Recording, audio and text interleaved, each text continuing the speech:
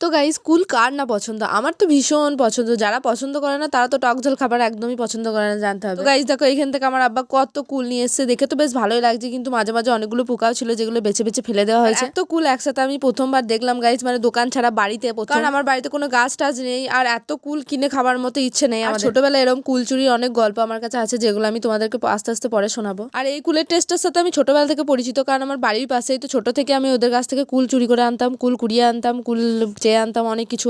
এই কুলের টেস্ট আমার এত ভালো লাগে, আমার আদার্স অন্য জায়গা থেকে কুল খেলে আমার এই টেস্টটাই খুঁজি সবসময়। আর কুলটা আমি মাখিয়েছিলাম, দেখো খুব সুন্দর টেস্ট হয়েছিল। ওয়াহা, সেই স্বাদ একদম সেই স্বাদ, এত স্বাদ কেন। তো আমি অল্প কিছু কুল মেখেছিলাম আর বাকি কুলগুলো রাখা আছে, ওগুলো আচার হবে। আর এই মাখা কুলটা আমি আর আমার দিদি খেয়েছি, আমি একা খাইনি। তারপর আমি করেছিলাম স্প্যাগেটি, তাও আবার আমার স্টাইল। তো যেরকম হয়েছে সেরকম নাম দিয়েছি, জানি না বাপু, আমি তো খাইনি কোনোদিন স্প্যাগেটি। তোমরা খেয়ে থাকলে কমেন্টে জানিয়ে। সব জিনিস আবার রেস্টুরেন্টে খায় নাকি, বাড়িতে বানিয়ে নেবো। সাবস্ক্রাইব।